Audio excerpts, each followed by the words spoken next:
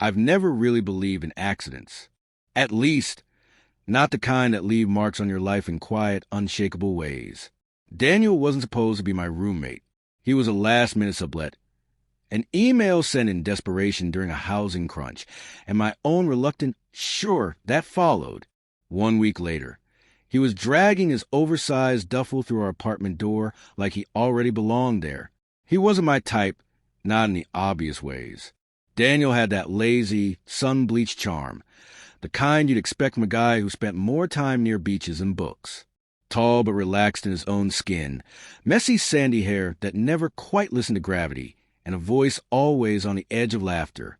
The kind of guy everyone liked instantly, without ever realizing why. He didn't just walk into a room. He settled into it like gravity worked differently for him. We shared a modest 2-bedroom on the east side of town. Nothing special. Cracked tiles, temperamental AC, and a water heater that made unsettling noises at night. But it was cheap and it worked. More importantly, it gave me a space to disappear when needed. Or so I thought. At first, things were simple.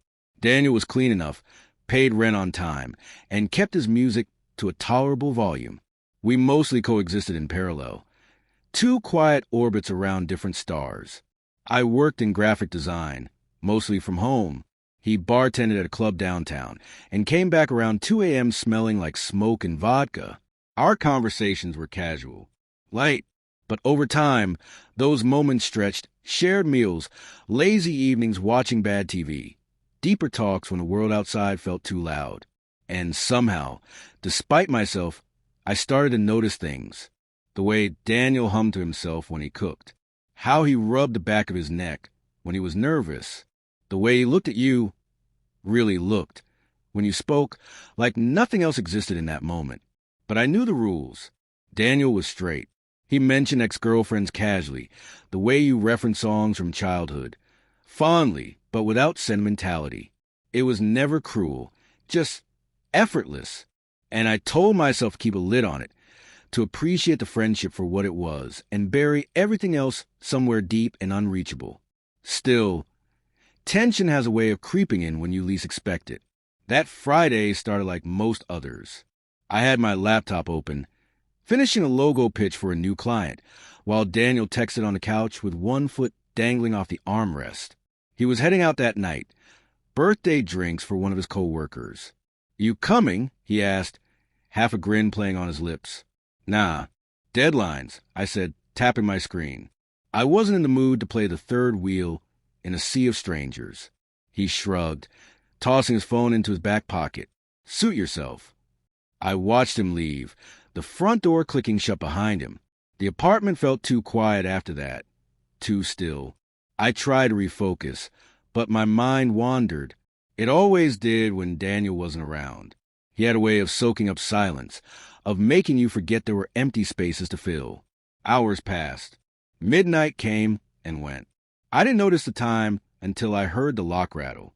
My stomach flipped, stupidly, irrationally, like it always did when I heard his keys. The door creaked open. Daniel stepped inside, shoulders slouched, eyes glassy. His shirt was wrinkled, collar hanging off one side, and his steps were unsteady. "Hey!" he mumbled, closing the door behind him too gently. I stood from the table. "You good?" Yeah, just had more than I planned." He laughed softly, dragging a hand through his hair.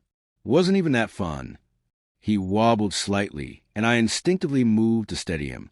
He leaned into my touch for just a second, long enough to notice how warm his skin was. His breath was laced with whiskey and something citrusy. He looked up at me, eyes slow and unfocused. "I'm not going to make it to my room," he said with a tired smile, collapsing onto the couch instead. "Hope you don't mind." "Not at all," I said quietly, grabbing a throw blanket from the chair. I draped it over him, expecting that to be the end of it. But as I turned to leave, his fingers curled lightly around my wrist. "Can you just stay here a minute?" I froze. "You want water?" He shook his head, eyes soft now, like they were seeing something he wasn't ready to name. "No, just," he hesitated. He exhaled. "Can I sleep on your chest?" It was a question so unexpected, so impossibly intimate that I didn't answer right away. I know it's weird, he added, voice already thick with sleep. I don't know. Feel safe. I didn't know what to say. Every part of me screamed warning. Don't confuse things. Don't fall deeper. But something in his tone, in the slump of his shoulders, unraveled me. I nodded, wordless, and sat down beside him. And as he shifted closer, head resting hesitantly against my chest, I wondered what kind of night this would become, and whether anything between us would ever feel the same again. Daniel's weight against my chest was oddly grounding, like someone had dropped a warm anchor onto my rib cage. His breath was slow and steady, one arm loosely draped across my midsection, as if we'd done this 1,000 times before. But we hadn't, not once. This wasn't something that belonged to our story, or at least not the version I had accepted as truth. I stayed still for a long time, my eyes tracing the water-stained ceiling above us. Everything inside me was on high alert, my heartbeat, my breath, the thoughts screaming through my mind like sirens. I didn't dare move, afraid that any shift would jolt him out of whatever hazy half-dream he'd sunk into. I kept asking myself, what is this? Not just the closeness, but the way he reached for me, not out of convenience but comfort. Was it just the alcohol? Or had he, like me, been carrying something unspoken all this time? Daniel shifted slightly, his face pressing closer into my shirt. I felt the flutter of his eyelashes brush against my chest. You're warm, he mumbled, voice muffled. Feels good. I swallowed hard. You should get some sleep, I whispered. I am, he said, like that explained everything. The minutes dragged on, heavy and breathless. I let my hand hover near his back, unsure if touching would make things better or worse. Eventually, I gave in and rested my palm there, feeling the rise and fall of his breath. It was the smallest connection, but it sent a deep pulse through me, want, fear, guilt all braided together. I hated myself for enjoying it. This wasn't the first time I'd wanted Daniel. I just never imagined he'd give me a moment like this. So vulnerable, so easy, so full of things I couldn't name. And yet, even here, with him stretched across me like we were more than we were, I couldn't trust it. Not really. Because come morning, he might not remember. Or worse, he might regret it. The thing about being the one who loves silently is that every moment feels like a tightrope. One wrong move and everything collapses. And here I was, standing in the middle of the wire, afraid to breathe too loudly. Daniel stirred again. You ever think about stuff, like things you don't say out loud? Sometimes. I replied, cautiously. He tilted his head back just enough to meet my eyes. There was a flicker of something there, something unreadable, like a door cracked open just enough to let light leak out, but not enough to see inside.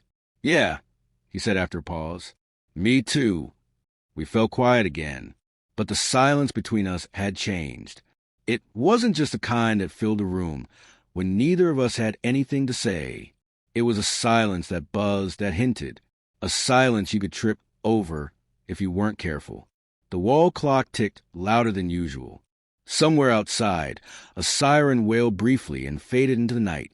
Inside the apartment, the air had shifted. I could feel it. I just didn't know what it meant.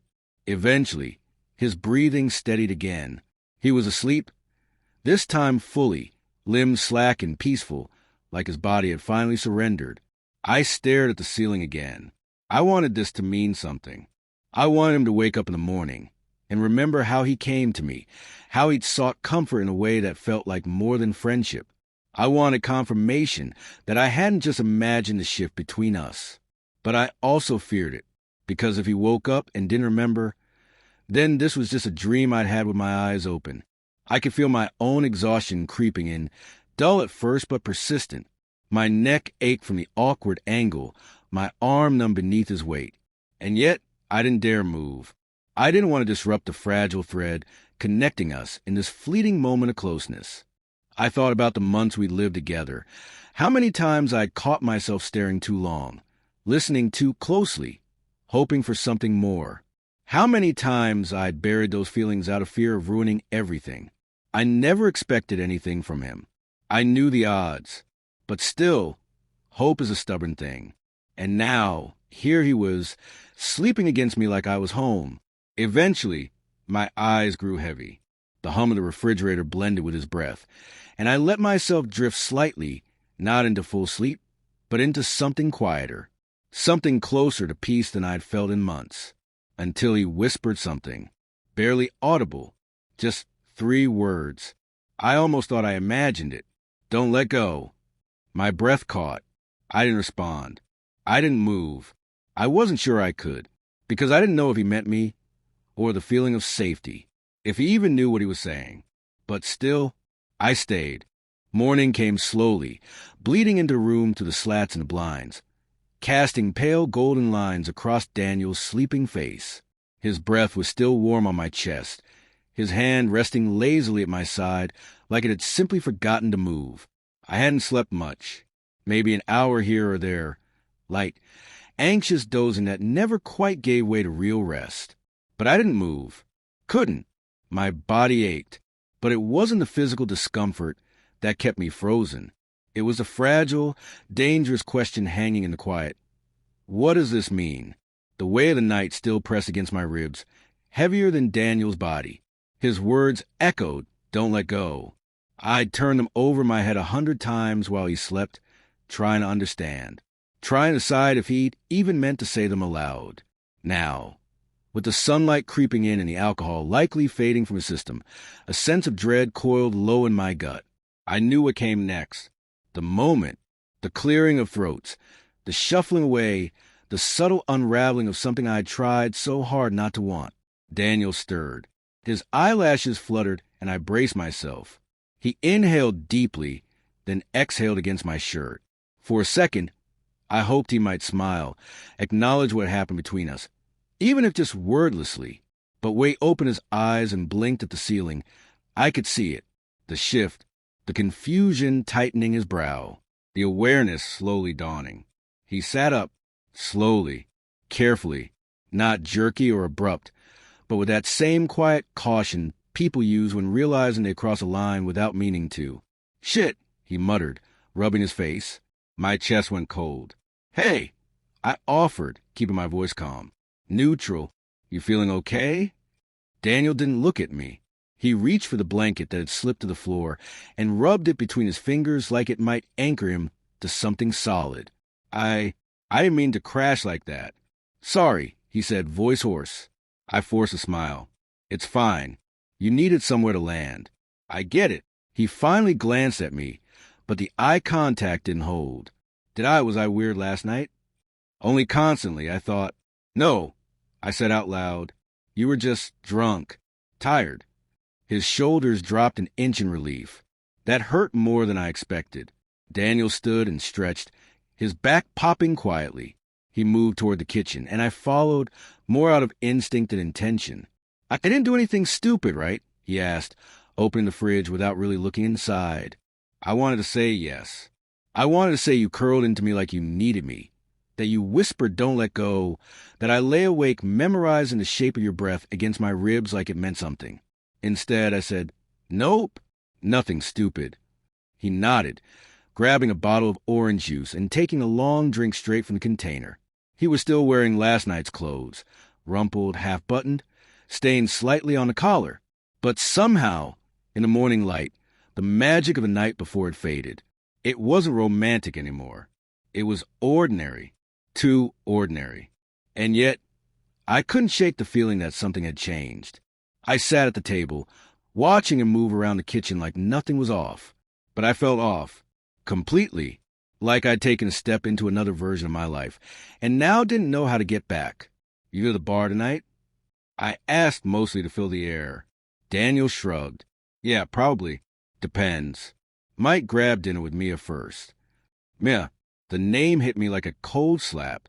I'd forgotten about her. Not in the literal sense, just momentarily. She'd been in the background of our conversations lately, a girl from his classes, someone he wasn't sure about yet.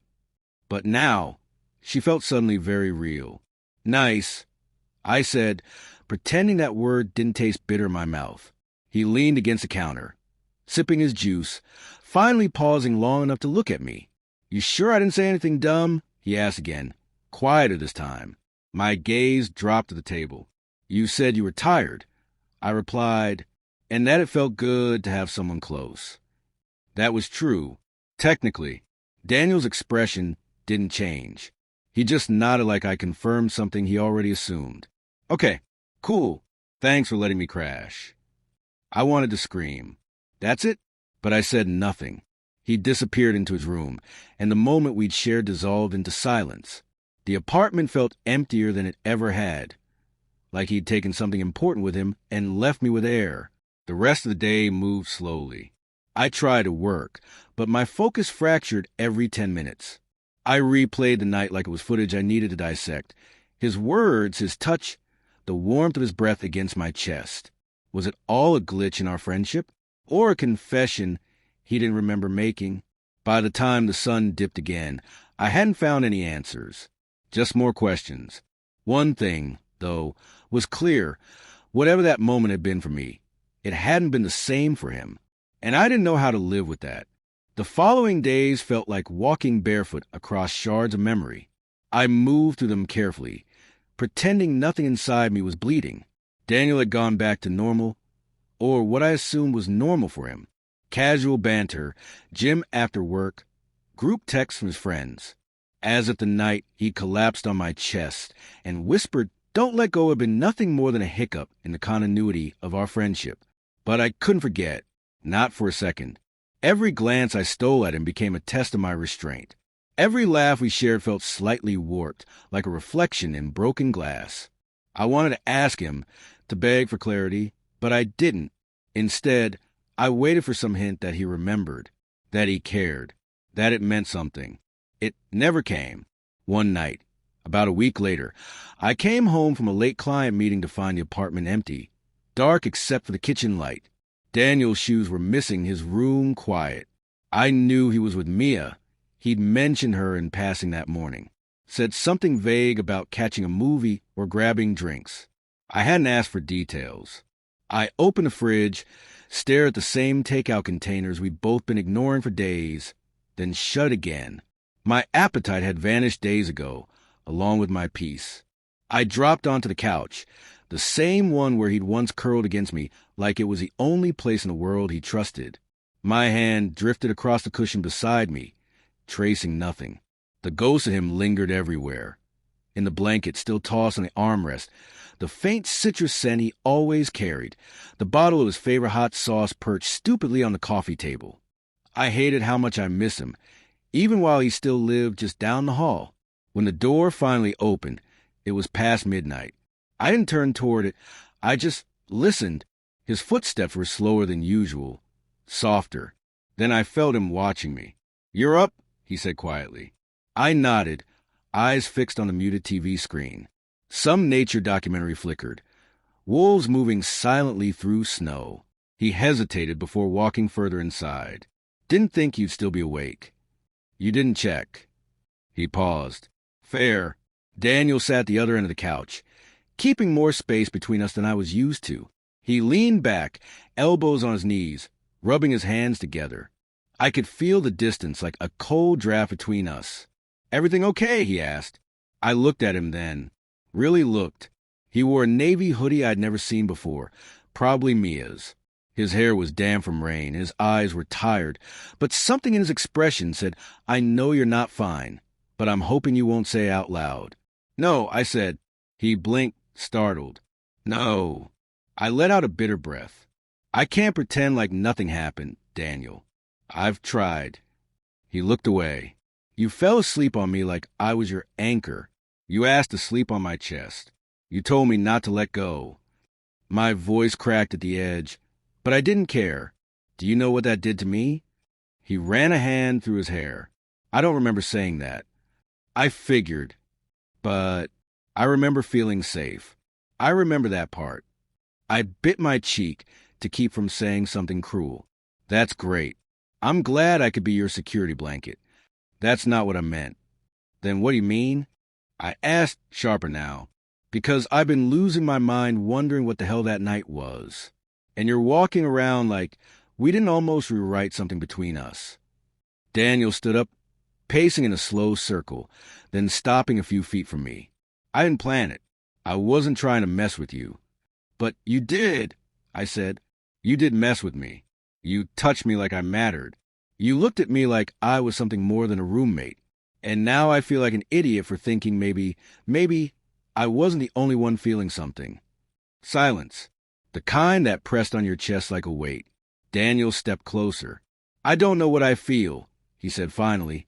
That's the truth. I know what I've always said about myself, who I've always been. But that night, I don't know. I didn't feel scared. I didn't feel weird. I just felt safe. With you. I stared at him, trying to believe that meant something. Anything. I needed comfort, he continued, softer. And I turned to you because you're the only person who's never let me down. I stood slowly, closing the gap between us. But I'm not just your comfort, Daniel. I'm not just someone to lean on when you're lost. I have a heart, and it's been breaking. He looked at me like he wanted to say more, but his mouth stayed closed. After a long beat, I said, I need to know, was it just the alcohol? Was it just convenience? Or was there something real in that moment? He looked away, jaw tight. I don't know, he whispered. I don't know yet.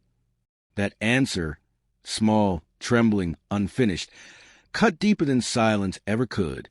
I stepped back. Then I need space, I said, voice hollow, because I do know how I feel.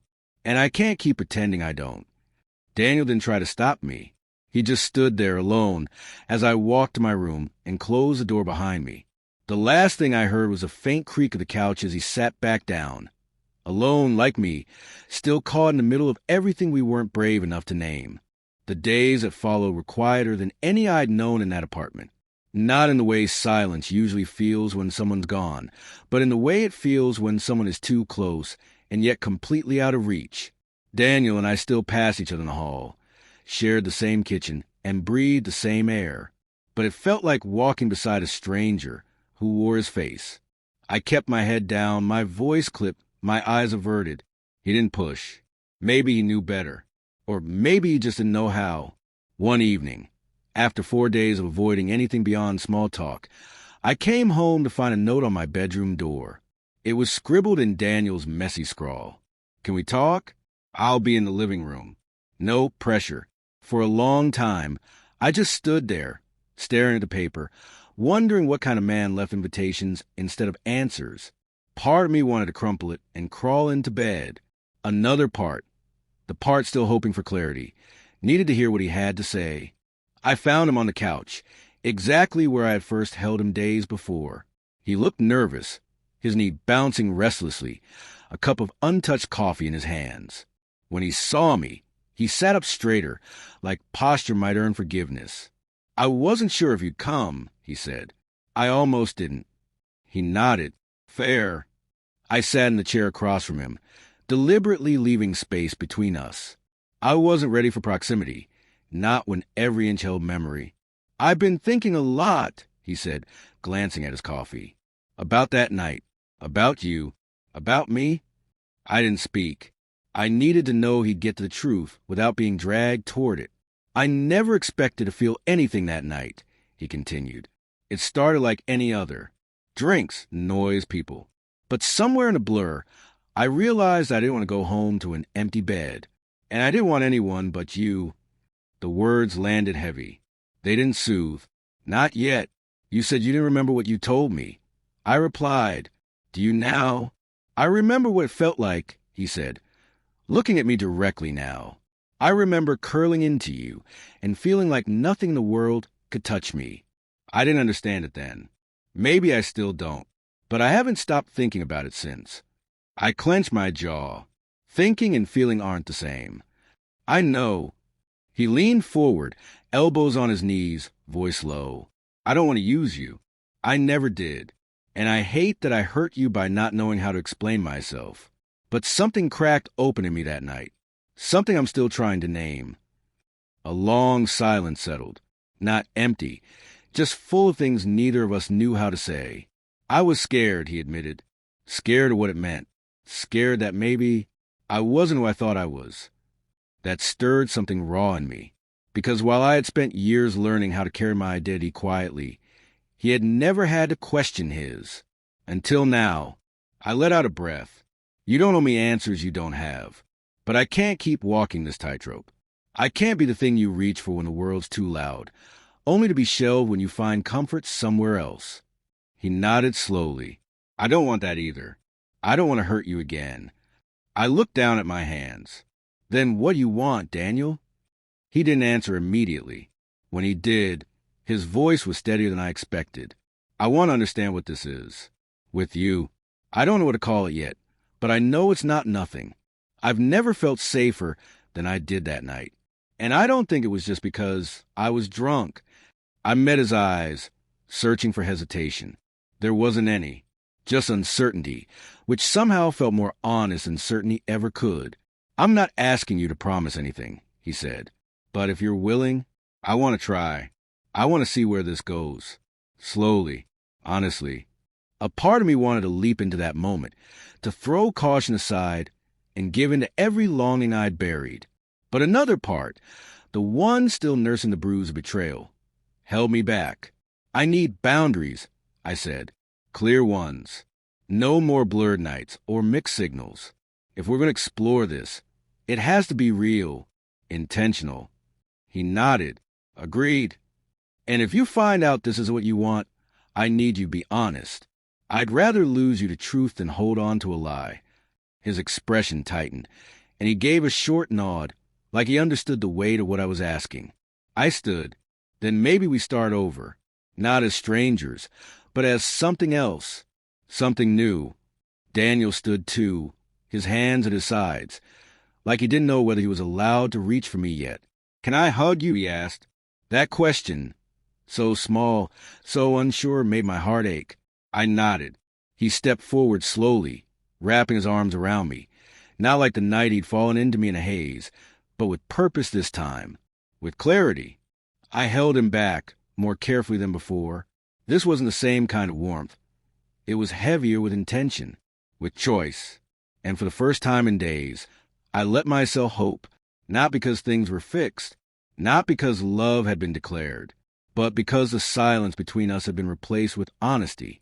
And sometimes, that's the most love anyone can give,